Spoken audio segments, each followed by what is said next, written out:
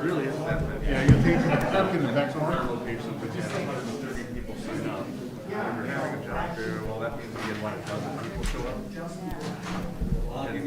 And we have about 50 signed up, so you're gonna be there all day to talk to 5 people, going up to 5, and do something that night. Maybe one. Highlights.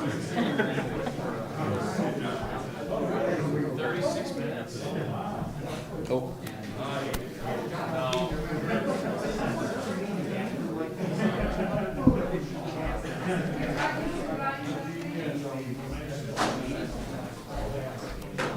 Over 80% work.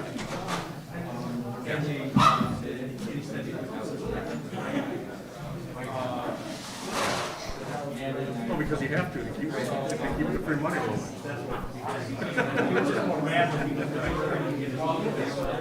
Right. Yeah. I know not. Yeah, thanks, Mr. Sunshine. Yeah. Yeah. Owen? I was thinking about that yesterday. Maybe this is your Driving there, Time just shorter took than you. a step back for a view, and I'm like, you know what? There can't be any more signs. There has to be heavily signed.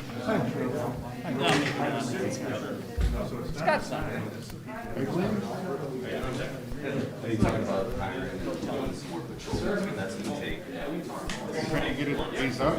Yeah. A little, on the right-hand side, Oh, there I feel better. I'm afraid we've got. on the right-hand side, Yeah. the round one. Oh, the round one? You lift it flat. 40% of the traffic.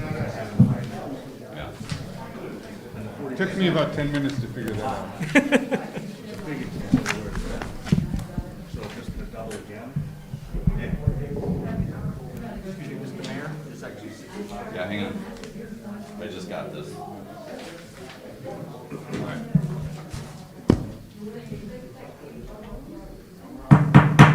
All right, I'm going to go ahead and call the meeting to order. Roll call. Mayor Barnes. Here. Morris. Here. Larson. Here. Smith. Here. Perkins. Here. McAdams. Verbic. Here. Faber. Here, Clerk Cohen. Here. So we have the meeting's called to order and Pledge of Allegiance. I was thinking about Chief McMasters ran a 10K this weekend, and I can't say enough about the fire department coming out at the start line and just being present for the whole thing. So, Chief, to continue that spirit of the national anthem, the flag, and all the support that you gave us, I'd love it if you would lead us in the Pledge of Allegiance.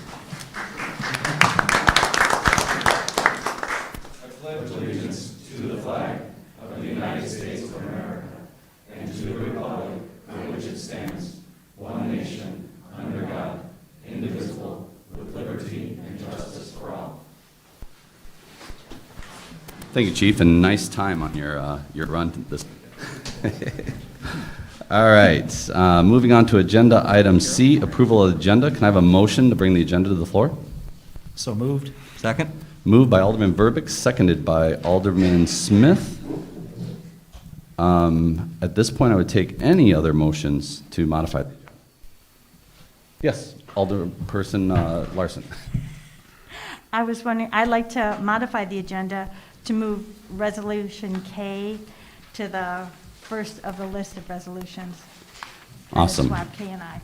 City Attorney Matt Rose, is that a good enough motion for us? That is to move K ordinance's second reading to what area?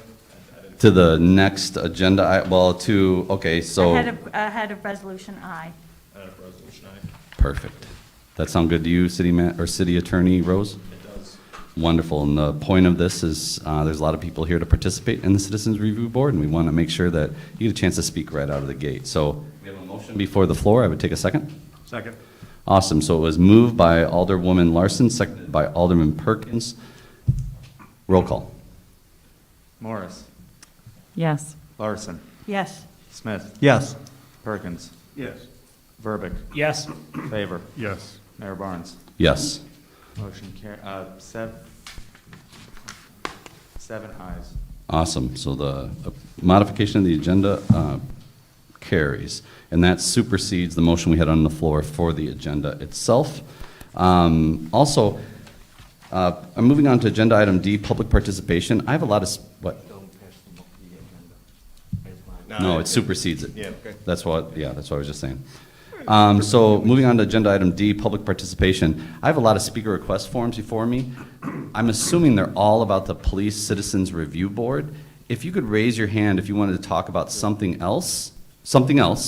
Okay, oh, beautiful. I'm gonna have you guys then come and speak before that. That would be fantastic. The rest of you, we're gonna do that as the next agenda item, and I figured it'd be great if you're doing public participation right before the agenda item we're gonna discuss. So there was a little confusion in my speaker request form, so I just needed clarification. All right, and your name, sir? My name's Rod Moyer. Yeah, if you can step to the podium and the microphone and speak into that and tell us your name, that would be great. And also, just so you know, there's 3 minutes we'd like to keep it to for public participation. My name is There. Testing. Yeah, My name there is you go. Rod Moyer. I'm the student that was accused of being an active campus shooter in 2019 at NIU in a vicious, racist, retaliatory attack for me speaking up about an injustice. The instructor called multiple police agencies and told them an active campus shooter was out to get her. Her life was in danger because, according to her, I had on a hood and my head was in the hoodie, so she had no idea to know I was one of NIU's top students. The attack has been going on and on. The instructor filed for a 2-year no-stalking order of protection in county court, according to her petition, because I told my dean she was disrespectful. That's according to the paperwork that was submitted. I've been attacked, and now I am speaking out. I've actually been threatened about speaking to you guys just today. You know, the university, yeah, don't go speak. You can't do that. We're going to stop supporting you. Everyone's trying to silence me, and I will not be silenced. So I made a song. I made a song that expresses what I experienced, that expresses how I feel. It's 3 minutes, and I'm just going to perform it for you guys. I'm a Dean's List Honors Program graduate from NIU, class of 2020. Studied advocacy, public communication, and social change leadership. I had a 4.0 GPA at the time in the curriculum. And I'm speaking out to let everyone know what happened as a measure of accountability, because there has not been yet accountability. And everyone wants to silence me and tell me, don't do this, don't talk, don't do these things, as if talking is more dangerous than what happened to me. That's my beautiful daughter right there. Raise your hand, Renee. Raise your hand. Put it up high. She's in the 1st grade. They tried to take me from my daughter and send me to jail. So this is a demonstration that I have here. NIU. I apologize, overemphasize, shouldn't take a lawsuit, see through a student's eyes. Thank you, Judge Marcy Buick, believe in miracles. Look at this county court charge, do I deserve you? Michelle Duffy, walk of shame, embarrassed. I'm an active shooter, that's more like sticks and stones. Dean Piper, you labeled me guilty premature. I can show you, just look at the video phone. I said just say you're sorry instead of pay me. That was my proposal for us to go steady. On your 551st day, file a lawsuit, Dr. Walden. I wasn't ready, so I apologize. I've seen the innocence leave your eyes. I still mourn its death. I apologize. A thug depict. Treat the students like this, I won't accept. I apologize to all the people whom I toyed with your emotions, because I was emotionless, and I apologize. But Dean Piper, where's the love? And because you fall short of what you say you're all about, the College of Education where this attack was housed, as a leader you're unfit, you are derelict, a disgrace to your title, you should really just quit. Because you fall short of what you say you're all about, the College of Education where this attack was housed, as a leader you're unfit, you are derelict, a disgrace to your title, you should really just quit. So, I apologize. The name of this song is I Apologize. It's the soundtrack to the pending lawsuit, because I'm sorry that I have to do this, but it is what it is. I love NIU, I'm a Husky, I'm a graduate. And if your next employer knew, I don't even know what they would do. Would they even look at you the same? NIUKaren.com, your new claim to fame. You accuse Rod Moyer of who? Dean Piper called the police about a no-stalking order. You forced me to sue? If I wasn't black excellence in your face, my heart waits till the day you have to explain your mistakes. And the mask goes away. In College of Ed, diversity is fake. Your cohorts and henchmen, Jody Lampy, Dr. Becky, Corinne Wickens, and Sally Blake. My heart waits till the day you have to explain your mistakes. And the mask goes away. In College of Ed, diversity is fake. Your cohorts and henchmen, Jody Lampy, Dr. Becky, Corinne Wickens, and Sally Blake. I encourage you all to get more information at niukaren.com. Thank you. Thank you, Rod.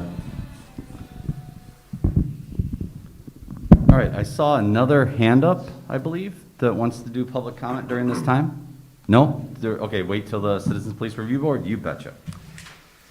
All right, moving on to presentations. I have a proclamation to read, which is agenda item E1. All right, proclamation, Fire Prevention Week, October 3rd through 9th, 2021. Whereas the City of DeKalb is committed to ensuring the safety and security of all those living and visiting in DeKalb, and whereas fire is a serious public safety concern both locally and nationally, and homes are the locations where people are at great risk from fire. And whereas smoke alarms detect smoke well before you can, alerting you to danger in the event of fire in which you may have seconds to escape safely. And whereas working smoking alarms save lives by providing early warning of fire so you and your family can safely escape. And whereas DeKalb residents should be sure everyone in the home understands the sounds of the alarms and knows how to respond. And whereas residents who have planned and practiced a home fire escape plan are more prepared and will therefore be more likely to survive a fire.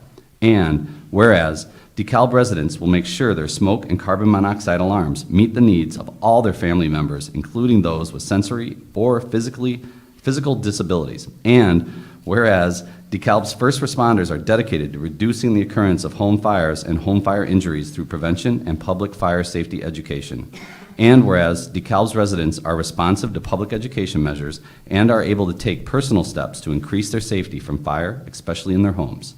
And whereas the 2021 Fire Prevention Week theme, Learn the Sounds of Fire Safety, effectively serves to remind us it is important to learn the different sounds of smoke and carbon monoxide alarms. Therefore, I, Cohen Barnes, Mayor of the City of DeKalb, do hereby proclaim October 3rd through October 9th, 2021 as Fire Prevention Week, and I urge all the people of DeKalb to learn the sounds of fire safety and to support the many public safety activities and efforts of DeKalb's fire and emergency services. Wonderful. Thanks, Chief.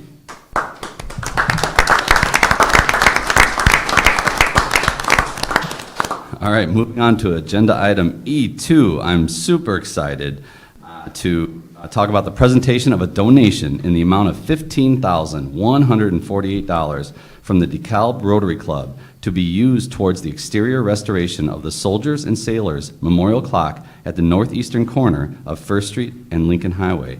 I don't know if you would like to say a few words? Of course.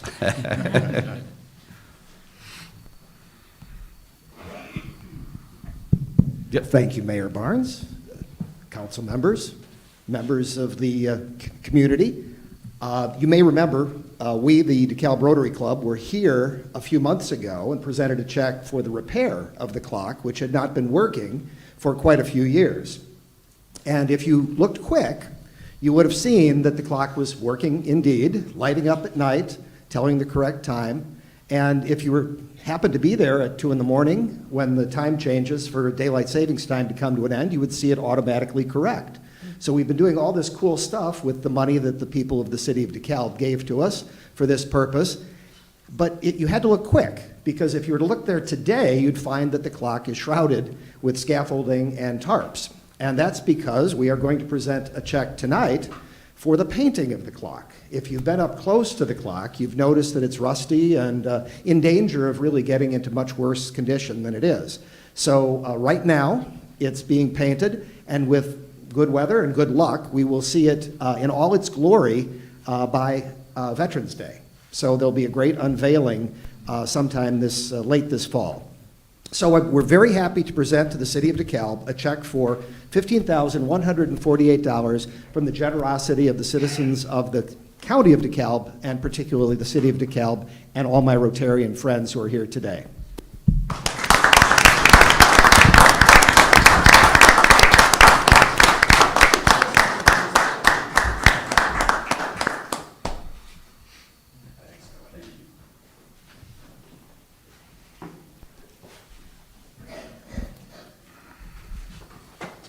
I love that we're maintaining a piece of our history. The clock's been, around in our community for 100 years. And, if you don't pay attention to your history, if you don't embrace it, it's hard to learn from it, but it's also hard to understand where you came from. As a community, to have the clock in the heart of our downtown, to have it working like it was 100 years ago, it is really wonderful. So thank you to you, your club, and everyone that participated in getting the clock back up to its original brilliance. Appreciate it.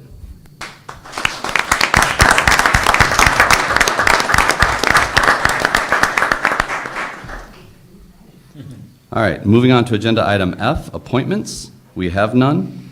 And then moving on to agenda item G, the consent agenda. I would take a motion to approve the consent agenda in its current form. So moved. Second? So moved by Alderwoman Morris, seconded by Alderman Favor. Discussion? Hearing none. Roll call. Larson, Yes. Smith, Yes. Perkins, Yes. Verbic, Yes. Favor, Yes. Morris, Yes. Mayor Barnes. Oh. All right, so we'll do roll call again. You're right. Point of order, I'm supposed to read the consent agenda. In my, enthusiasm to get through this agenda, I forgot that. So really quick, we had a motion by Alderwoman Morris to approve the consent agenda. We had a second by Alderman Favor, if I recall. And the consent agenda is item number 1, accounts payable and payroll through the September 27, 2021 in the amount of $2,979,543.79. Item number 2, investment and bank balance summary through July 2021. Item 3, year-to-date revenues and expenditures through July 2021. And item 4, Freedom of Information Act FOIA report, August of 2021. Now I would entertain discussion if anyone had any. Hearing none, roll call. Larson, Yes. Smith, Yes. Perkins, Yes. Verbic, Yes. Favor, Yes. Morris, Yes. Mayor Barnes. Yes. All right, moving to agenda item, sorry. Ayes are 7, nays are 0. All right, the consent agenda passes. Moving to agenda item H, public hearings, we have none. Moving to agenda item I, considerations, we have none. Mayor Barnes, item K was moved prior to I by the motion made during approval of the agenda. Awesome, I was thinking it was, After I. Oh, after I? After I. yeah. To, All right, so continuing down the agenda, so now we have agenda item, which would be K1. K1, which is the ordinance 2021-040, and this is second reading, by the way, amending the City of DeKalb Municipal Code by adding a new Chapter 46, Citizens Police Review Board. Can I have a motion to bring it to the floor, please? So moved. Need a second? Second. Moved by Alderman Favor, seconded by Alderman Perkins. So, City Manager, discussion. Thank you, Mayor. Oh, you know what? We had public hearing, though, on this. Should we do public hearing before your discussion? There's no public hearing on this. Not public hearing, public participation. Oh, it's up to you, Mayor. Yeah, if you don't mind, if that's not out of enough procedural order to do that, No, not City at all. Manager? Okay, beautiful. So we have public participation on this particular agenda item, and sorry, all, I'm trying to be considerate of your time, but it's causing a little confusion in the agenda order. But I have a speaker request form. First one would be from Andrew Tillotson. Is it Tillishin? Beautiful. All right, if you want to come to the podium and you have an opportunity to speak on this particular agenda item, and if you could, keep your comments to 3 minutes, that'd be great. Sounds wonderful. Hello, City Council, I'm back. Nice to see you all again. I am here today to talk about the Citizens Review Board. While I appreciate all the listening and hashing out and discussion that it's taken to get to this point, I believe that the Citizens Review Board is a timid step in the right direction when what we really need is a sprint. There is a lot to be done to repair trust with the DeKalb Police Department and the community at large. I don't want to totally open an old wound, but having seen what happened with Officer Weiss, I think I speak for a lot of the people that are here and concerned when they say they don't want to see such a thing happen again. And we want to make sure that there is a way for the community to properly hold officers accountable so they're doing their job correctly. I believe that as the as it stands currently, this Citizens Review Board doesn't have as much teeth as I would like, frankly, and I feel like others feel the same way. The people that, get to talk to the chief, which, again, is a wonderful step, don't really have any voting power when it comes to anything. There's no actual concrete say that the public has just yet. And I believe that would be something worthy of consideration.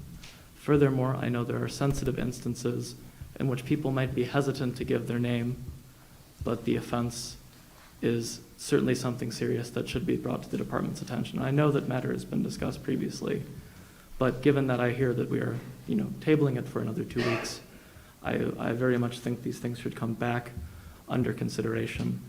There's always something to be done in DeKalb when it comes to safety and making DeKalb a better place to be, and know that, whatever passes whenever, this conversation doesn't end until that trust is repaired. And I know everyone in that room wants that, and so I'm making this appeal to say, I don't think we have it just yet. There's a lot of people here that don't think we have it just yet. And I would like to thank you for continuing to listen and look forward to working with all of you on this issue. Thank you. Thank you, Andrew. All right, next up, I have Robin Bird. If you could just come to the podium. And we have quite a few speakers on this. If someone has already expressed everything that you wanted to, no problem whatsoever, just passing on providing comment. But in no way, shape, or form, I'm trying to encourage you to not comment. This will be quick. I just wanted to speak as a survivor of sexual assault. The way that I understand the ordinance, as Alex, was it? Andrew was saying, the biggest problem for me and for people who have been through what I've been through is the public nature of, like, people. It is so hard to come forward. It's so hard to talk about these things. Even, there's not any anonymity allowed.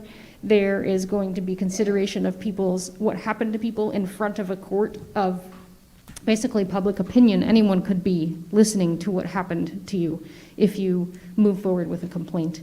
And I can tell you, I was abused from age 16 to 21 by the same person, a powerful person, repeatedly. And I did not tell anyone until I was 37. And this was not in a situation where it was going to be in a court of public opinion. It was just, people don't tell. They don't talk about this stuff for years and years. And if it had been this sort of situation where not only did I have to go through what I went through to come out about my abuse, also, oh, by the way, everyone in your town could come hear your story, in an open room, that would have made it even harder. And I know that I have many friends who've been through similar things, and they have never said anything. So now I just, getting the truth out is the most important thing to me, and this is going to really hamper people from coming forward, especially when they know that if police officers, people like that, are members of the community that may have friends in this room and so on. So it's just really, that part just really doesn't sit well with a lot of people. I'm a grad student at Northern, and I can tell you in my department, you hear so many women out of 5 have been sexually assaulted, and the stories are endless, and a lot of them haven't been told, and this won't help them get told. Thank you. Appreciate you coming out and sharing with us tonight, Robin. All right, I also have Mary Winchell.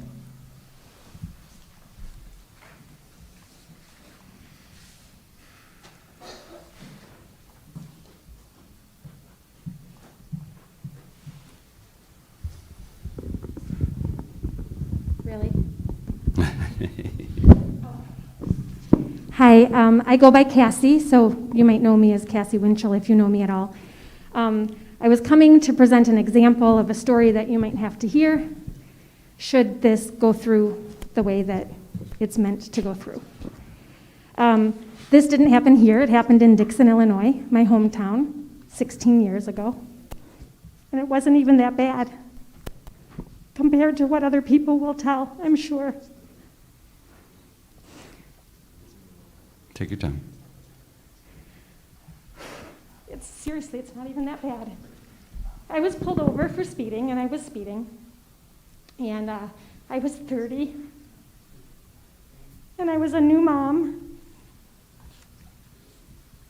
Seriously, it's not that bad. It's not. Everything's thank relative. you. And an officer, while running my license plates and registration, asked me to go to his car, which was scary, but he told me it was fine if I wanted to leave my feet on the ground, which I did. And then he let me off with a warning, and I went back and got in my car and drove to work. And I told my dad about it later, because my dad's an attorney in Dixon. And he said, "Oh, I know who that was." And then he gave me the police officer's name.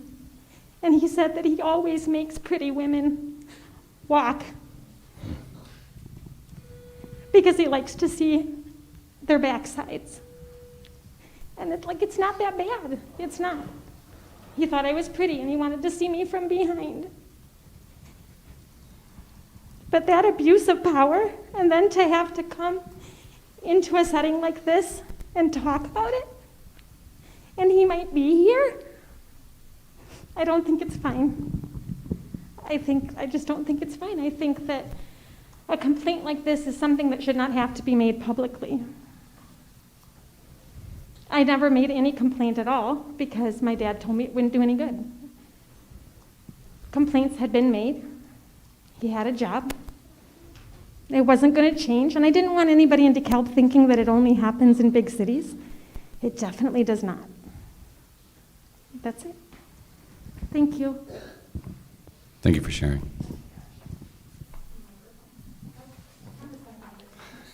Sure thing. Then we have Sasha Cohen. You can step forward to the podium as an individual citizen and can make comment.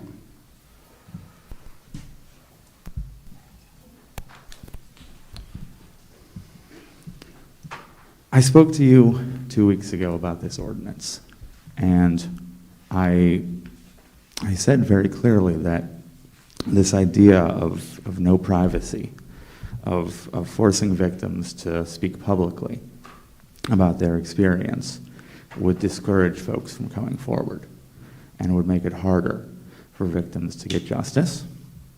And it seems that that point was not well received or even really listened to by the council. So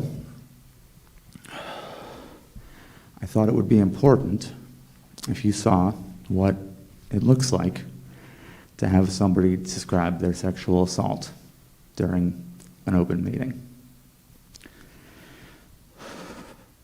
When I was 16 years old, I was still in the closet, not out to my family, not out to my friends. I wasn't comfortable with who I was, but I used the internet, like a lot of teenagers do, to meet people for casual hookups.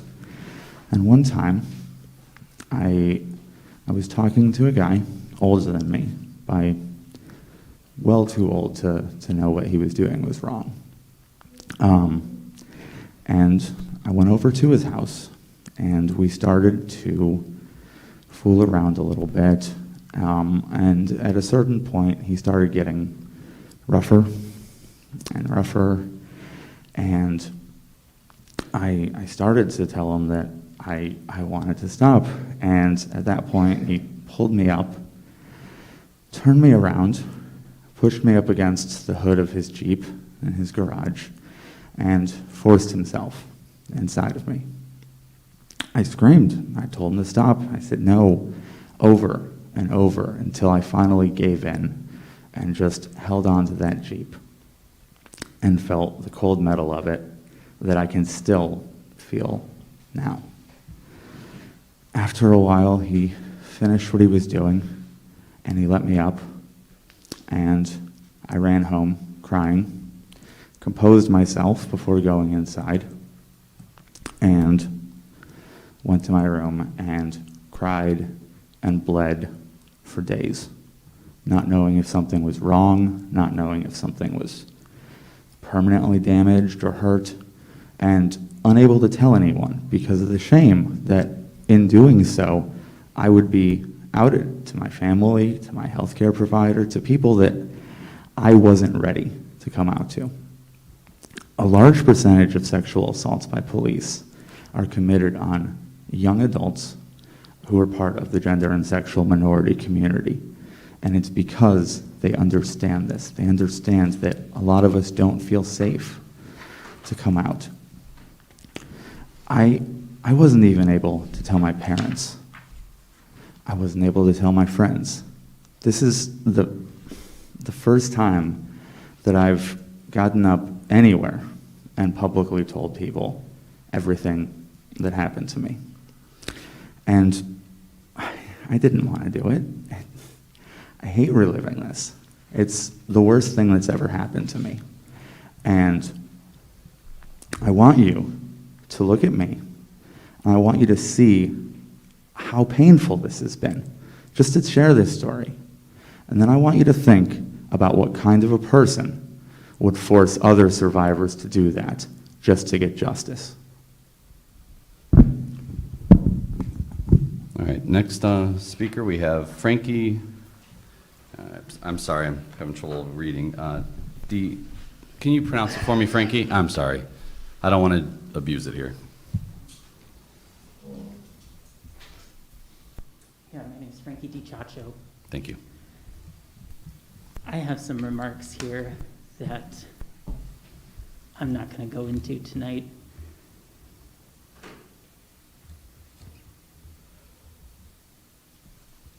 Do the right thing. You're partway there.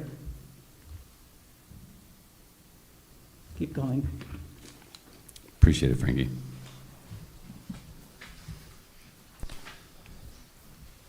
Melina Grady? And please forgive me if I get it wrong. Okay. Buffalo News conducted a study and found that a police officer is accused of sexual misconduct every 5 minutes in the United States. And according to the U.S. Department of Justice, 63% of sexual assaults don't go reported at all. And we all know that that's an understatement. Police sexual assault is much more common than we think it is. If I were to be sexually assaulted or raped by a police officer in DeKalb, before the police review board, my only option would be to go to the police department and tell this person's coworkers who work with them and care about, maintaining that person's reputation and the reputation of the police department. That's ineffectual and that's unfair. And this review board was supposed to be, a way to achieve justice, in a much fairer way. However, to do so publicly is ridiculous for people who have been assaulted. I don't know if anyone here has been sexually assaulted or raped, but that's not something you can tell people that are close to you, let alone anyone willing to listen. I didn't tell my best friends. I didn't tell my mother. I felt dirty. I felt sinful. And I was told that it was my fault, and I believed him. And so when I did come forward, I felt like I was the one who was guilty. And that's not something you can do in front of so many people, especially since an accused officer isn't even required to show up for a hearing. I mean, you are all public servants. The police here in DeKalb are supposed to be serving the public. So why are we putting the reputation of the police over the safety of the citizens? That's what I want to know. Thank you. Thank you, Melina. And then lastly, we have Herb Rubin. You have one, Ernell? It was not given to me, but that's okay, man. I'll let you go after Herb. Before I start to speak, two apologies. One, last time I spoke with a mask on, I don't hear my own voice, so if I get too loud, I'm not shouting. If I'm too soft, you'll let me know. No problem, Herb. Okay, second, I will be reading a statement because I can extemporize for an hour and a quarter. For 3 minutes, it gets more problematic, okay, as an academic. So I'm going to read a statement that's 2.5 minutes. I'm Herb Rubin from the 5th Ward, here tonight to strongly support the ordinance establishing a citizen police review board that the council unanimously passed at its last meeting. I am an active member of Praying with Our Feet, a socially concerned group from my congregation that for the last year and a half has worked in support of establishing a review board. Tonight, I'm speaking as an individual, but I'm also reflecting the consensus of the members of Praying with Our Feet. The ordinance to set up a review board resulted from deliberations involving residents, the council, the city manager, and the police. To obtain a consensus, give and take discussions took place among all parties, leading to an agreement. Last meeting, the council showed it was ready to complete the process by passing on first ordinance, first reading, the ordinance to establish the board.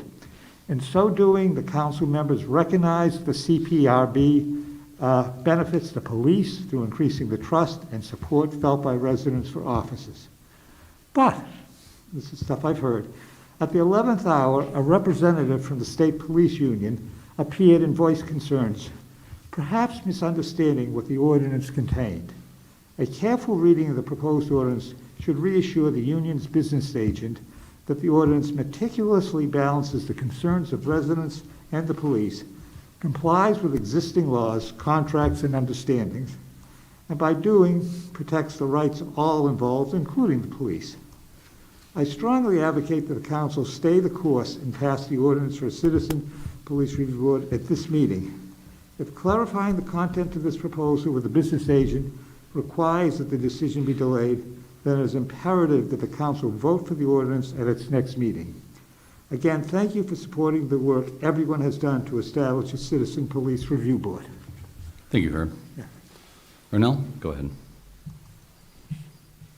I'll remind you, Ernell, it'd be great if 3 minutes. I know you. So it might be quite shorter than the allotted time. I wasn't sure what my point would be. I was here with my Rotary Club for the presentation for the clock, but after listening to everybody and talking to a few friends among the people who spoke, what are we trying to accomplish with the review board? And in the writing of the new chapter, is that accomplished seriously to the benefit of everybody involved? The reading and the writing and everything that took place, throw it out the window and think about the conversations behind doors. The conversation I had between 1 and 1, 1 and 2, 2 and 2. Was there always upper hand, to take the teeth out? What was the guidance? What was the guise? What was going on when it was drafted, considered, rewritten, and brought back? All of these things, what was the most important takeaway each time? That first thing that came to your mind of, does this do enough? The first thing that came to your mind that might have drew your conscience to say, okay, maybe we might want to revisit this or that. And from my understanding at this point right now, it's quite police heavy. It does a lot, but does it build the trust? Because that's the primary purpose is to rebuild the trust between police and community. If it does not do that, then there's no point of passing it. There's no point of having it passed last time. If somebody can come in at the last minute and cry about what's going on, and I heard it was a camera here somewhere, so I might have ticked somebody off right there, but nobody gets to cry at the last minute. Come to the table and talk to us. Be there through the whole process. Don't come in the last minute waving around a wand and a bully stick to change what the citizens asked for. Ultimately, even that person is accountable to the citizens. Some kind of way. One thing I ask that the council never forget, that the power of the people is not in the hands of the council, it's in the hands of the people. And when they get tired, that's a problem. Right now, everything's fine. But when they get tired, it's a problem. So as long as the council and every party involved does right by the people, we'll be fine. But if not, 2020 it'll be a small thing to a giant. It's the beauty of democracy, no doubt. Thanks, Ernell. All right. That was all the speaker requests that I had. City Manager Nicholas? Thank you, Mayor. I think it's probably important to clarify a few things, and I think it's a great idea to hold this over for a couple more weeks. We held it over for a couple weeks from the last meeting when it was up on first reading, And although only a couple people showed to speak one way or another on this, didn't seem to be much reaction. We wanted to wait and see if there would be some more. And we've got that, and I appreciate people coming tonight and taking time out to come and to speak about this. As I listened, I'm going to ask you to stay here, Nell. Let us finish this discussion, since you commented, if you don't mind. I think, and I'm not calling you out, I'm seriously just saying, I think it's good, because I know you and I are going to have a follow-up conversation, and I'd love to have you hear everything that's said before that. As I listened, I think it's important. I'm hearing people responding emotionally to some things which are not, frankly, in the ordinance before you tonight. And that concerns me, and I will take responsibility for much of that. I'm in charge for fleshing out the drafts that come your way, and I gain the assistance of some staff, depending on whose particular area this is, and obviously it's the city attorney, Matt Rose, who's with us tonight, and his partner, John Donahue. But to put some fears at rest, not all probably, but some fears at rest, I want to just take a minute and say what is in this ordinance, if I may. I'm not going to read the whole thing. Absolutely. I'm just going to touch on some of the salient points, if I may. And I promise not to take more than about 3 minutes. Okay? First of all, when this was first defined as a topic that was worthy of our community's discussion, it was back in the summer of 2020. It was one of a dozen or more concerns that residents had raised, guests to our community had raised about concerns about transparency and accountability for our police officers. And this is obviously something that was much in debate around the country and around the world, okay? So we acted quickly on a number of procedural matters to upgrade the standard operating procedures within the police department. And some of the people in the room were participating in that, and it went on for about 2-3 months. Lots of discussion. There were discussion at the park band shell, in the streets, in council meetings, at the Human Relations Commission meetings, and elsewhere. And I think at the end of that, we made some serious ground.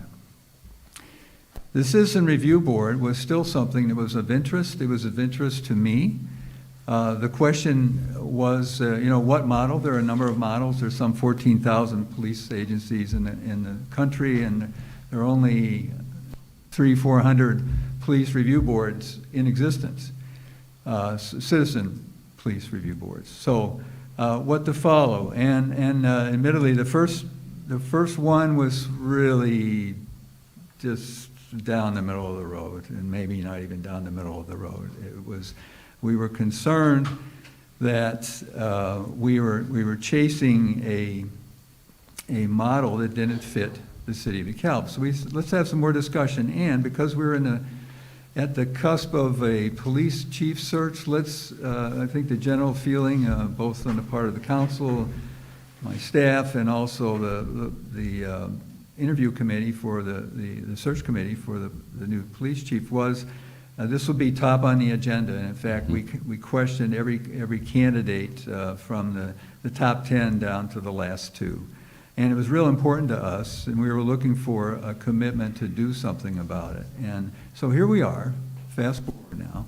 We have a model that came to you, and frankly, the model was changed just before the first meeting. And one of the important changes was so that the board would have an opportunity to weigh in, knowing all the facts, having access to all the information, and to make a recommendation to the chief before the chief made a recommendation concerning discipline that may be the focus of the particular complaint. That was added, and that was, I think, essential, and I think most people agreed that was important. Some people have said that tonight. The other pieces of this ordinance before you tonight, which is a little fuller than it was, thanks to our city attorney. We fleshed out definitions.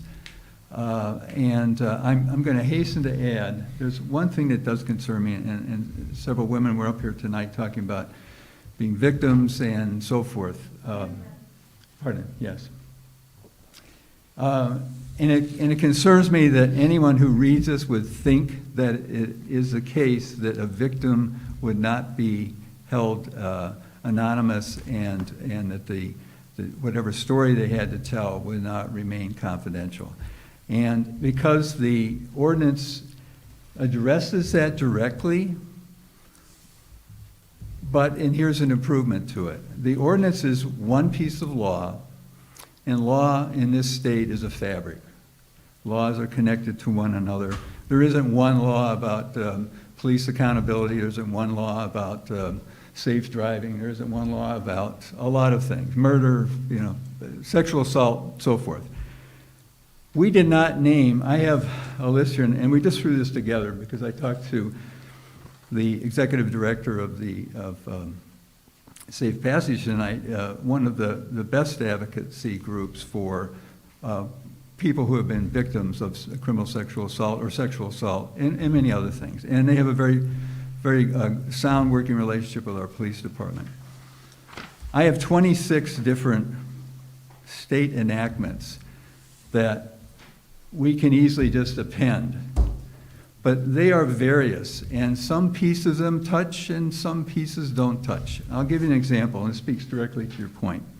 It says in the ordinance before you tonight, to the extent allowed by law, and I'll explain what that phrase means, the board shall keep confidential the complainant's identity.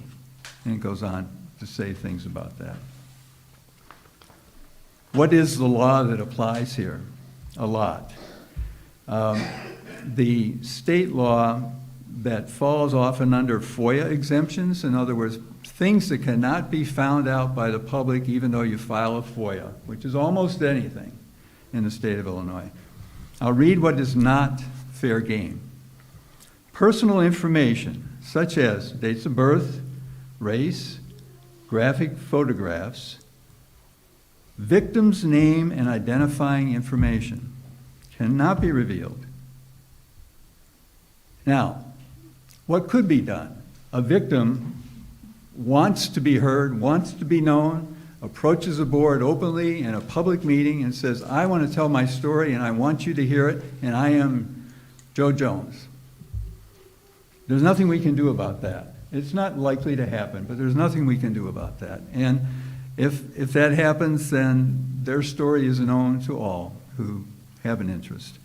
So it's important, I think, tonight for us to take a breath, to take the next couple of weeks between now and the next regular meeting and read the ordinance and reread it. And if there are questions, I welcome those. And the city attorney, I'd be happy to connect you with him. Herb Rubin came tonight. Thank you, Herb, is Herb still here? He left, I think. We have been working with Herb, and I appreciate that he was supportive. I think the group of Praying with Our Feet has been maybe the most active of all the groups in terms of advocacy of this position or that position. And I hope that other people who have a position that they feel is still missing or lacking will call me. The other point I want to put, and Herb mentioned this, our police officers are represented by the Illinois Fraternal Order of Police Labor Council. And that Labor Council is a statewide body that is signatory to our collective bargaining agreement. So they represent our local lodge 115 and other local lodges. So one of the representatives of that Labor Council contacted us a couple weeks ago and was just getting to our ordinance and wanted to have a conversation. We've had one conversation by Zoom because this person was under the weather, and it went for about an hour, and we've had back and forth.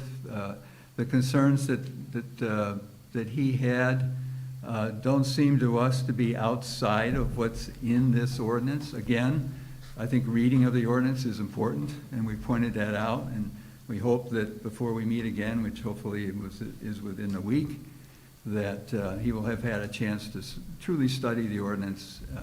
Because I can tell you that our police officers, and the chief's not here tonight, he apologizes for his absence, but our police officers, to a person, have discussed this with our chief, who's talked to all of our police officers, in a way he should, to get to know the department. And there is very broad support for action which will make their actions more transparent and accountable. After all, one of the things that we did in addition to this last year was to hang a camera on every police officer. It helps the public in making sure that what they're saying is recorded in an accurate way. It also helps the police officer, so it's known what that person did or didn't do or failed to do or did do. I think on the whole, this community is the better for this conversation, and I think we're heading in the right direction. And I'll stop. So before I ask for any comments from council, what I'm hearing is you'd like a motion brought forward that we table this to a future council meeting. So before I ask for a motion on tabling this, is there any discussion from council? Alderman in favor.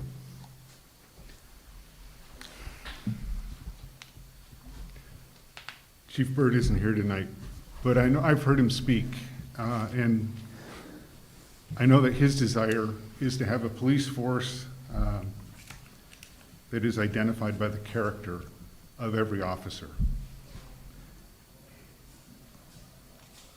If something like what occurred in Dixon occurred at my workplace, you would be fired immediately. If that were happening here in DeKalb, I would expect our police officer that you filed the complaint with would do their duty, and they would take that complaint and it would be reviewed and investigated to your satisfaction.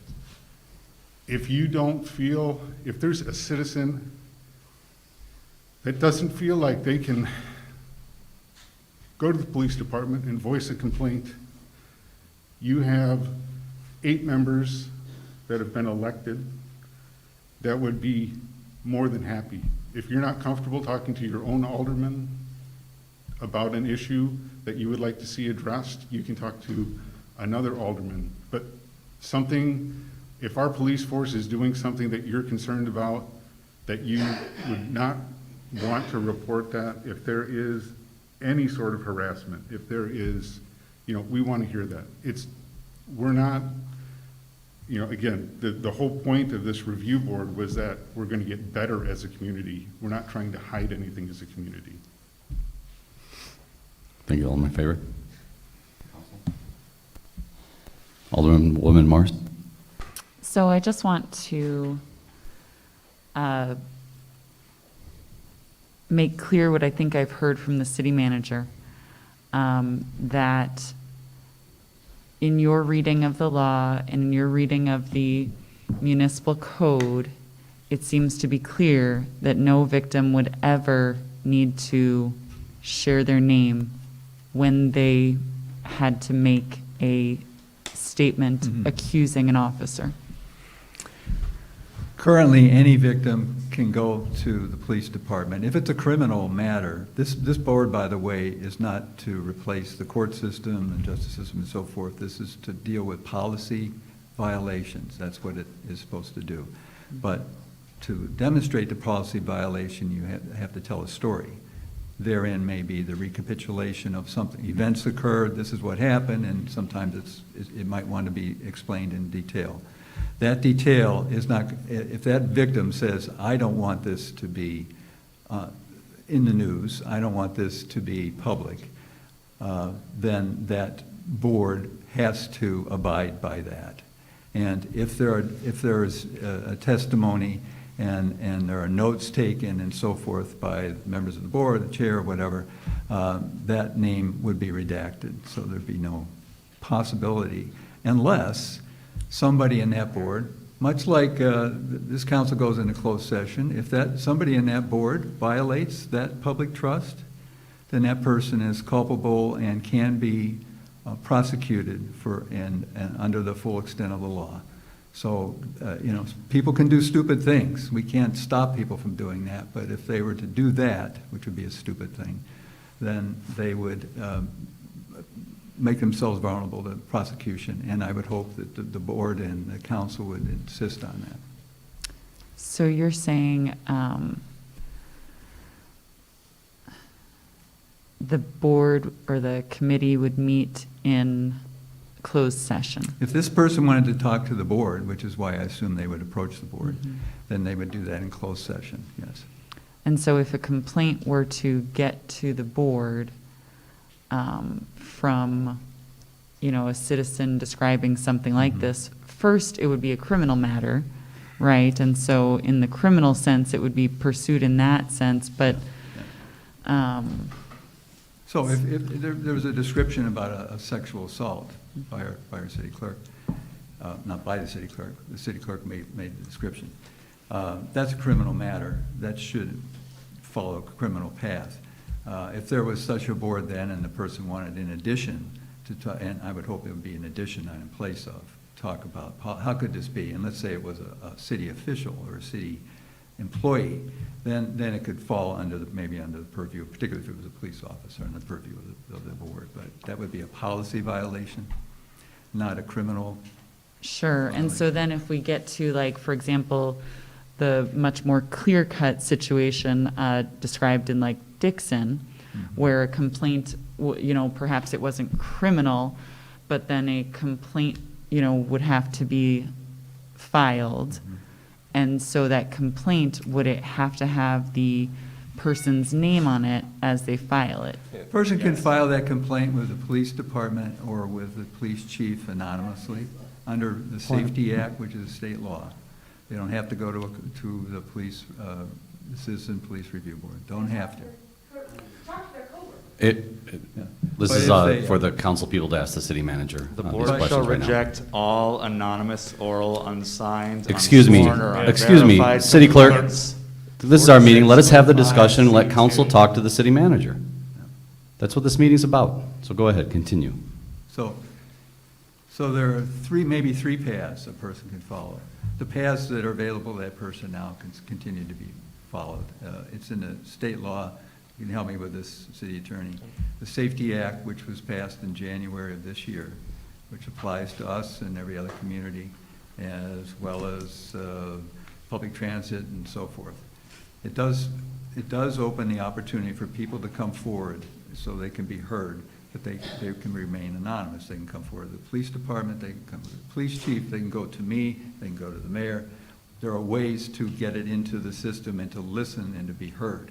That's all anonymous. But this is a public board, so we're adding another piece here.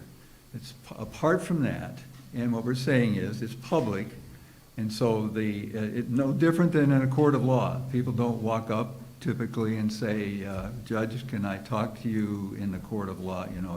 There's a process, and the process is you fill out a complaint, you appear before the board. Most victims are not going to want to do that, right? But they have at least two other ways, which is go directly to the police chief or the police department, or come to the city manager, come to an alder person and say, and go to Safe Passage, go to a social agency, and to get somebody to advocate for them if they feel uncomfortable being their own advocate in this case, and if they don't want to be known. So it doesn't rob anybody of all these other established paths to follow if need be. Yeah, I just wanted to clarify that the ordinance as currently drafted says that the complainant's name or the victim's name will be in the complaint that is received by the board. That name will be identified, but it will not be publicly disclosed to the public at large, right? Even with FOIA. Yeah, even Right. with FOIA, Yeah, that's what I mentioned. assuming that's what the victim wants. Desire. Right, and that's their consent. So, and then the victims, if they wanted to present evidence or testimony of a policy violation, i.e., misconduct, sexual misconduct by a police officer, that could be done in closed session at the victim's request, right? So that, and if there was some public record of this that is going to, be out there, like a decision of whether there was a policy violation or not by the board, that victim's name would be redacted. at the victim's request. Alderwoman Larson? Okay, so kind of going back to the beginning here, and stop me whenever I go down the wrong path. I believe this review board was to, I don't know if watchdog's the right term, but it's not really the enforcement, it's making sure that anything that's done by our police force is done according to laws, the ethics, and treating everybody as they're supposed to be treated. That being said, by having that board out here, when any citizen, male, female, whatever, has an issue, and if it is with the police, whether it's a sexual assault, just traffic stop gone bad, whatever. You're right, I wouldn't feel comfortable either going necessarily to the police force. But if we have the citizens board, you can reach out, like City Manager Nicholas says, you can come to any of us. I'm Second Ward, doesn't matter. I'm here for DeKalb, and that's how I ran. Mayor Barnes, we are here to make this city we all live in better. You come to us, you come to some other group that you feel comfortable with, but by having this review board, there will be out there. Let's now look at the tape. What did this police officer do? And you never have to deal with, you will always have another group advocating and being somebody with you. You are not going to go through this alone. There will be enough support in this town, because that's what we all want. But by having this review board out there, active, with 5 other people that we are working hard to try to support and show the diversity DeKalb has, that anybody's going to look at that and say, well, if those 5 people find the officer right or wrong, we believe that those 5 people got the call right.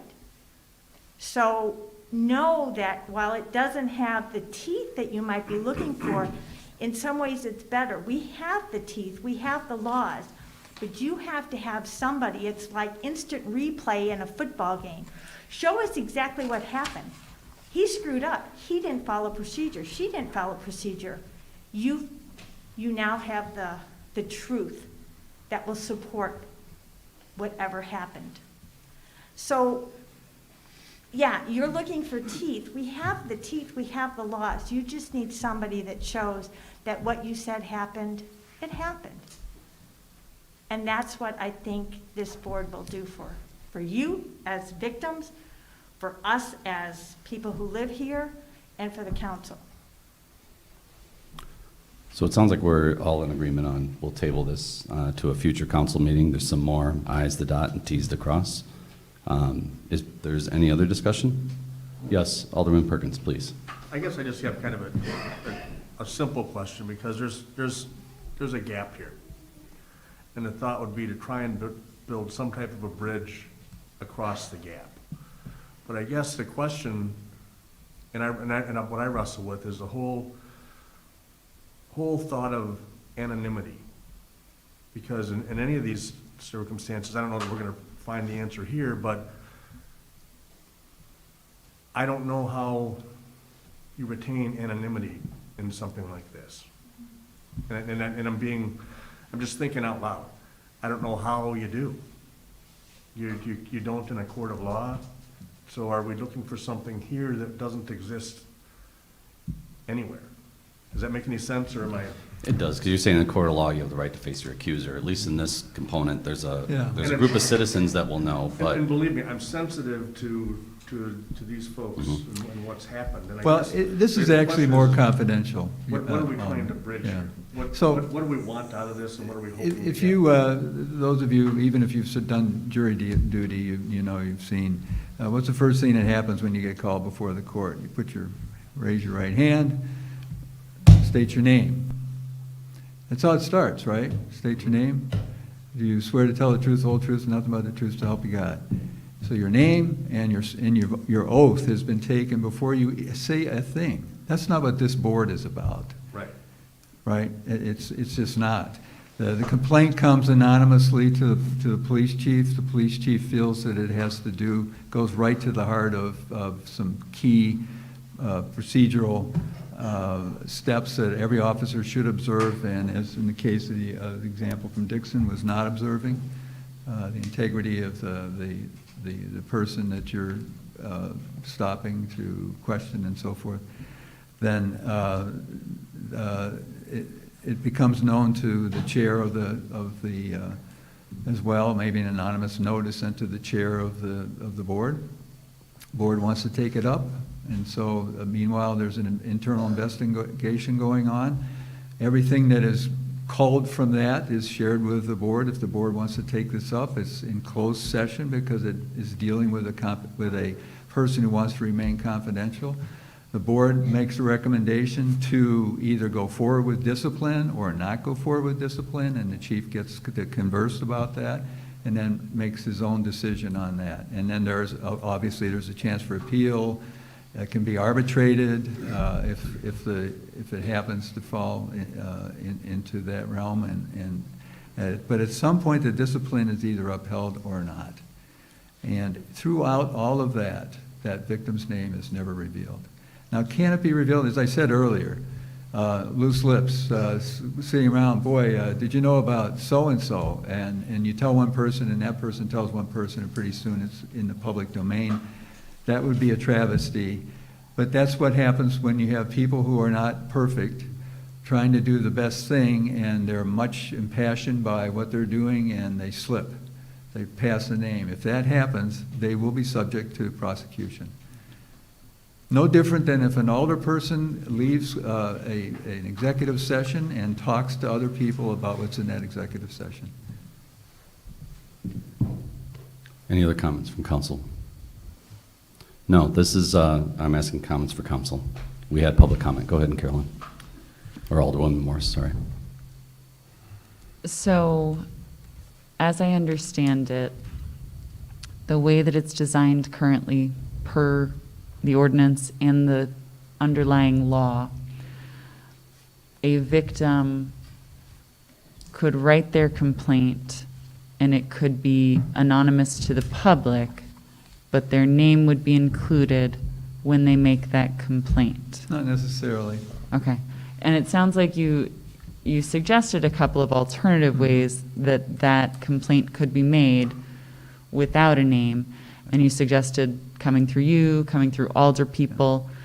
I just wonder if perhaps in the ordinance it would be a good idea to flesh that out a little bit to make more clear exactly how that could be done so that people can consider those as options if they may not have previously.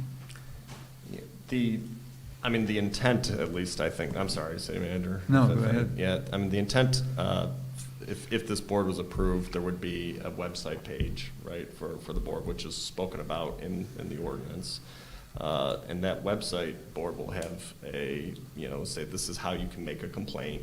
And then it will give other forums to where you can make other complaints, like to the police chief itself. If, in fact, people may not know this, you can go on our website right now, on the City of DeKalb's website for the police department, and you can make a complaint, a citizen's complaint with the police department too. There'll be a link for that on this forum. There will also be a link to the Illinois State Board that controls discipline that was passed to the Safety Act to make that to make such a complaint. So all that will be up there if this board was approved on the website. It'll be a forum for them, for people in order to how to make that complaint. There'll be a form of how you make this complaint, right? This is the citizen's complaint, and that's how you go about filling it out. But to your question, the ordinance as it's currently drafted says that person who's making the complaint has to state their name for the complaint.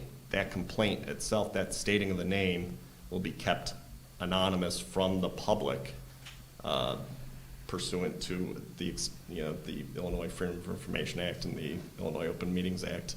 To the extent that we can keep it anonymous, we'll do so. Right. So, my last question is there a reason that we cannot make those complaints anonymous or give an option to have an anonymous complaint? Yeah, there are a number of reasons, and this has been much debated in the community and in the smaller informal conversations that have been going on for months now. What we're doing is allowing the citizens, and I'm a citizen, you're a citizen, anybody who's a citizen, I want to be part of the board, but anybody who is a citizen, local resident, to question the character, the actions of any police officer, any sworn officer. And in the back and forth on this, it was important that there be equity on both sides.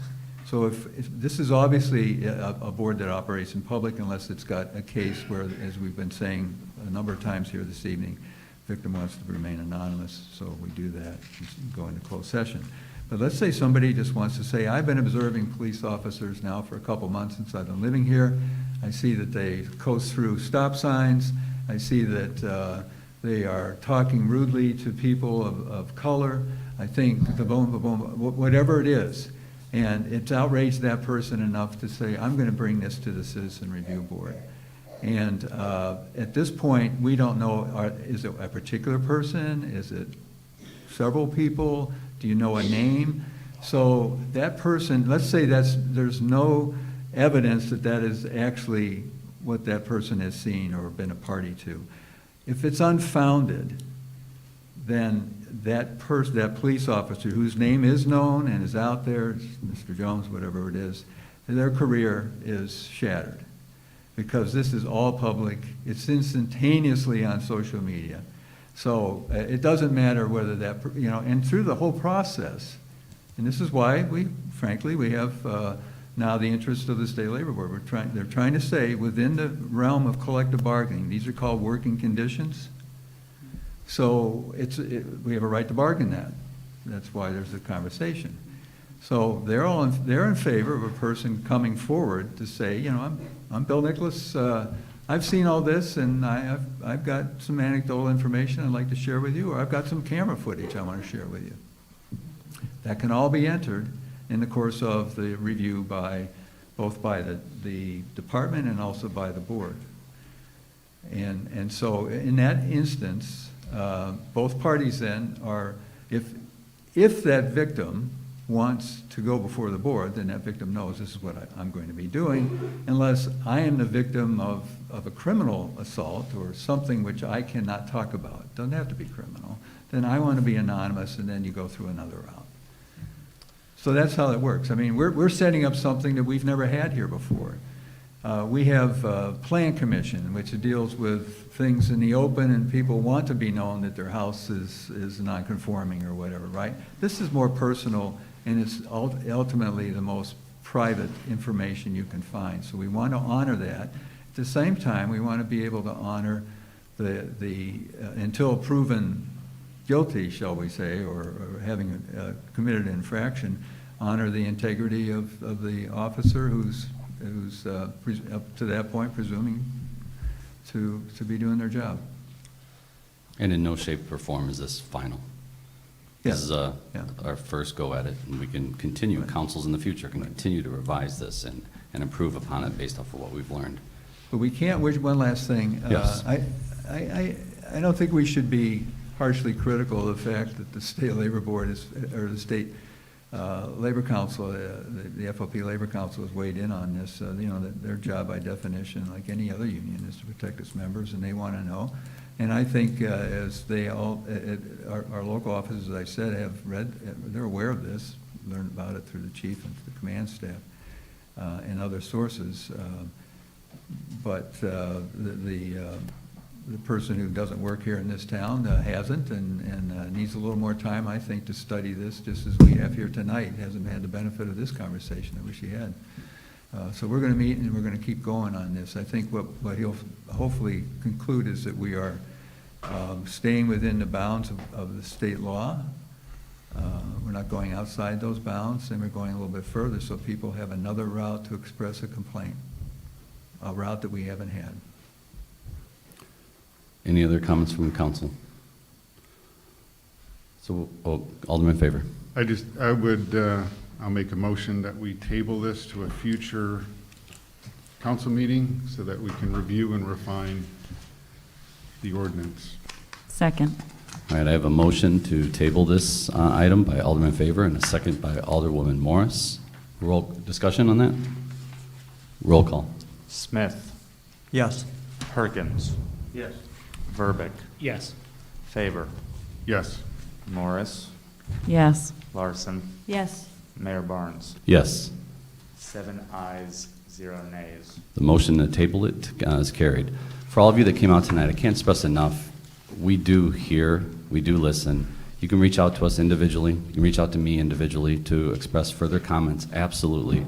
We're trying to get things right to the best of our ability, and we're trying to make it better each time we go. So, again, we are always here. We are always available for your comment, but I can't stress enough how much we listen. This will be absorbed. It'll be further discussed, and hopefully our first go at this will be a solid go going forward. I also want to let you know the rest of the agenda. I encourage everyone to stay for an entire council meeting because you'll learn a lot, but the rest of the agenda is pretty light, and I know a lot of you are busy, hardworking parents out there and workers, and if you wanted to leave, you absolutely could at this point. But if you want to stay, we'd welcome you, but I think you've been here for the majority of what you wanted to be here for. So again, thank you for coming out tonight. Will our names be attached to the comments being made tonight? Yes. If we get minutes, yes, they will be. So, Would you prefer that they not, if you prefer that they not to be, they don't need to be, you can direct that to. okay. Yeah. Then we need to make a point with, because these are also streamed live, so this Yeah. is on the internet right now. And we do a YouTube recording, which we can modify the YouTube recording to maybe mute that out. I don't know how I that don't works know. during public comment, though. Yeah. It's already been Yeah, broadcast it's live. Yeah. in the public, right. their domain, but the actual minutes don't need to have your name. Yeah, we can definitely do that for the ongoing public record. We can remove that for you. And that's a request I'm making of the city clerk to remove her comments completely. Thank you. Yeah. Or her name from it, so she maintains anonymity. Thank you. All right. Again, thank you, everybody. So moving on in our agenda, we have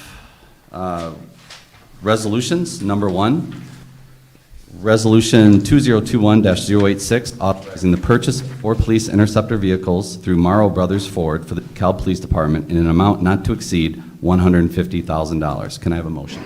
So moved. Second? Moved by Alderman Verbic, seconded by Alderman Smith. City Manager. Thank you, Mayor. So this resolution authorizes the city manager to enter an agreement with Morrow Brothers Ford, as the title says. We're going to be using financing from the Tax Exempt Leasing Corporation, which we've talked about here before.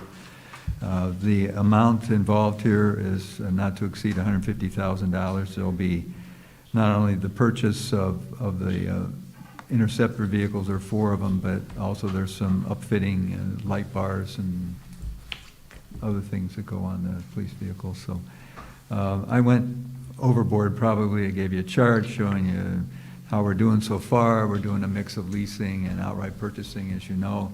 There'll be more of this for the Finance Advisory Committee. This is just sort of a show and tell for you. But I just wanted you to know that we're not mindlessly buying stuff. So, recommend your approval. Council. Alderman Smith. Bill, how much more maintenance are we going to incur? I know these vehicles aren't going to come in tomorrow. I mean, I've been waiting for 8 vehicles. Yeah, there's quite a delay. Thank you for bringing that up. I mean, it could be 8 months, hopefully not. We came forward with this because, and Josh Bolt was involved in this. Thank you, Josh. We feel that we have, through the Tax Exempt Leasing Corporation, a faster path to this, maybe 90 days, maybe something like that. So we're taking steps to accelerate that as much as we can because they're needed now. And as you say, things could fall apart the next day, next week, next month, so the faster the better.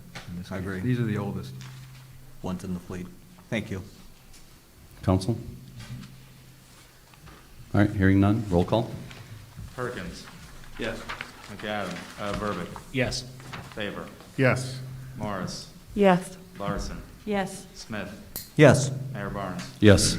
7 ayes, 0 nays. Resolution passes. All right, resolution number 2021-087, authorizing the purchase of a single-axle dump truck through Rush Truck Center for the Public Works Streets Division in an amount not to exceed $185,000. Can I have a motion?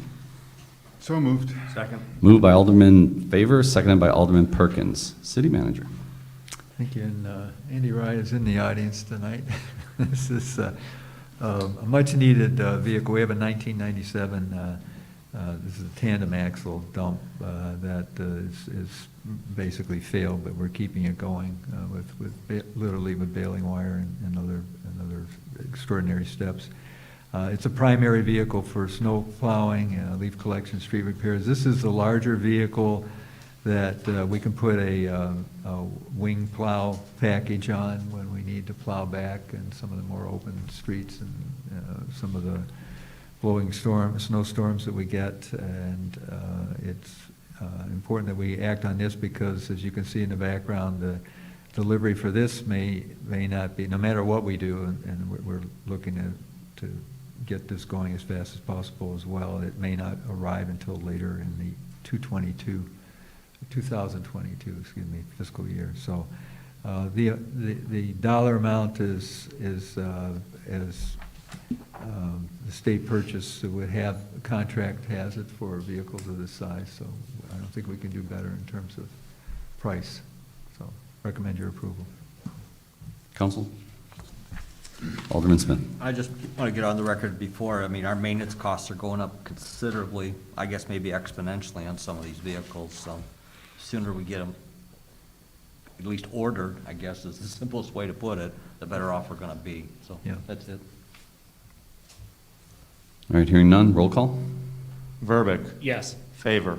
Yes. Morris. Yes. Larson. Yes. Smith. Yes. Perkins. Yes. Mayor Barnes. Yes. 7 ayes, 0 nays. Resolution passes. Should we move to waive second reading? Just That's a resolution, so Oh, we're okay, good. okay. Yeah, they So we're can move good. forward and Sorry, go for it. Thank you, though, for trying to have an expeditious government. I love it. I love it. All right, moving on to Resolution 2021-088, authorizing an agreement with Commonwealth Edison Company for a roadway and utility easement to support Macomb Drive. Can I have a motion? No move.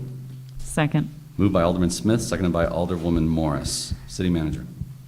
The background tells the story. We're buying an easement here, not a truck, not something we can touch.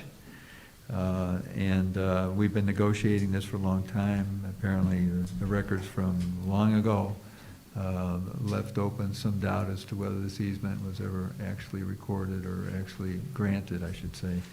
And so at this point, thanks to Zach Gill for leading our negotiation, and I can tell you he's no doormat. We came up with this price. It was mentioned to you a couple weeks ago in one of the discussions early on about the FY21 budget and contracted services. So we feel we have to do this. This is access to from over Macomb Drive as it goes underneath the power lines to the Park 88. Got to have it. So. Counsel? Hearing none, roll call. Favor.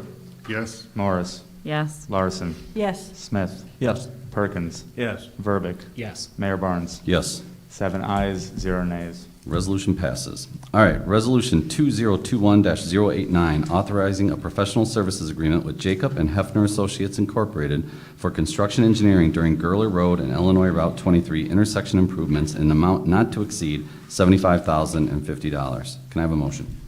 So moved. Second. Moved by Alderman Verbic, seconded by Alderwoman Morris. City Manager. Thank you, Mayor. This is the engineering for that large intersection project that was awarded to Curran at the last regular meeting, and we need this.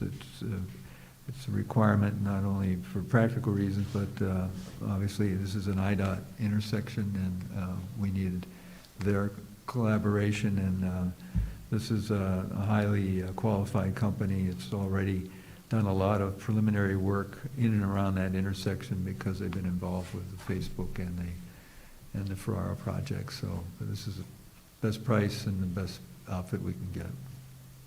Council? Alderman Smith. They have started work, correct, Bill? I was down that way. You know, Zach is them? still here. He can probably tell you exactly what they've done. Might as well get that out there and Yeah, let they- people know what's going on. They've done staking and this and that and other things. Yeah, put him on the spot. City Engineer Zach Gill. Our pre-construction meeting is Wednesday morning, and then they'll mobilize. You've probably seen, they do a little bit of utility locate, relocation planning ahead of time, but, yep. Thanks, Zach.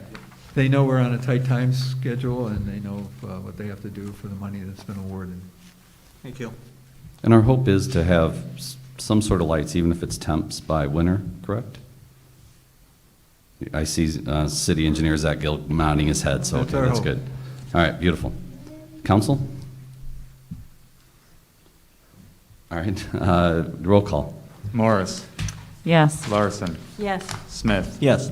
Perkins, Yes. Verbic, Yes. Favor, Yes. Mayor Barnes. Yes. 7 ayes, 0 nays. Resolution passes. All right, moving on to ordinances, first reading, we have none. And then reports and communications, agenda item M. Alderman Morris. I do just want to thank everyone who came out and spoke tonight on all the various topics they did. Took a lot of vulnerability and courage in many ways, and that valuable feedback helps us and helps guide us to make the wisest decisions that we can. So thank you for that. That's all. Just something I was thinking about the other day, continue to shop local and to support, it supports not only our local business owners and businesses, but it keeps sales tax revenue right where it belongs, in DeKalb. Alderman Smith. One brief thing, the Pleasant Street Neighborhood Group is back meeting again. We've already had one meeting. We're going to start another one on October 7th from 5 to 6:30 p.m. at the Christ Community Outreach Center on North 6th Street in DeKalb. I've already spoke with staff, and it will be on the website for additional information. Thank you. Alderman Perkins. I'll echo Alderman Morris's comments. Thanks to everyone who came out to speak tonight. It's very powerful stuff, and it's the sort of stuff that we need to consider as we're driving towards a resolution. Alderman Verbic. Happy homecoming week to our DeKalb Barbs and our NIU Huskies. Lots of great activities are planned, and we all look forward to those. Alderman Favor. Yeah, so I'll echo the comments of the first and second alderman. Thanking everyone for coming out. I really do, in absence of having the police review board, some of the phrase that came out during the public safety meeting, if you see something, say something. If something doesn't look right, if something doesn't feel right, if somebody, is doing something that doesn't look right, say something. Find someone, say something, let us know. And then I wanted to echo the Shop Local. The second Friday event downtown is going to happen before our next meeting, so I'm getting it in, plugging it in now. And then I know the mayor's going to talk about this, but we had a really nice race this weekend, and there was at least 400 people downtown on Sunday afternoon, so that was a great event. Thank you. Yeah, I do want to comment, the DeKalb Corn Classic was this Sunday, and it was a phenomenal event. And I've got to thank the City of DeKalb, the DeKalb Police Department, DeKalb Park District, the Sheriff's Auxiliary. There were so many, and actually 170 NIU athletes that came out to put on an amazing 10K, 5K to bring so many people from outside our community and those within our community. Oh, and, sorry, the DeKalb Street Department. Phenomenal job your team did. But everyone came together to try and put on a great event to show off and highlight all the wonderful neighborhoods, the university, and everything in our downtown that we have in DeKalb. So it was a huge hit, and the feedback we got was absolutely phenomenal. So Talk about a team effort. That was a well-executed team effort. So thank you, everyone in every department that participated in that. Regarding a lot of the comments tonight and our Citizens Police Review Board, there's going to be some that think we went too far. There's going to be some that think we didn't go far enough. But I do believe we are making a significant step forward in increasing transparency and giving the people of our community a voice. And that's exactly the effort we're trying to make. And this is not permanent, it's not etched in stone, what we're creating here, but it's the beginning of further building trust with the residents of DeKalb in every step that we make. And I have to commend city staff and our DeKalb Police Department. I know a lot of time and energy and conversations went into getting us to this point, and we're even continuing, evolving, and making sure that our first stab at this is a solid move forward. So thank you to city staff and the DeKalb Police Department and council for, I know a lot of you have had a lot of conversations and have shared that feedback as well. And then to the community, we are a public body, we are your elected officials. Please understand that we listen to you all the time. We are here. If you go to thecityofdekalb.com, you can find out our contact information. I know firsthand our alder people are responsive. They'll reach out, they'll talk to you, they'll find out what's going on. We are here representing you, and just know, whether it's the Citizens Police Review Board or any matter in the city of DeKalb, we are all here doing our darndest to continue to make the city of DeKalb a better community for everyone that lives here. So thank you. City Manager, report. No report. Wonderful. All right, moving on to executive session, we have none, and that leads us to adjournment. I would take a motion to adjourn. So moved. Second? Moved by Alderman Smith, seconded by Alderman Favor. Roll call. Larson, Yes. Smith, Yes. Perkins, Yes. Verbic, Yes. Favor, Yes. Morris, Yes. Mayor Barnes. Yes. 7 ayes, 0 nays. We are adjourned.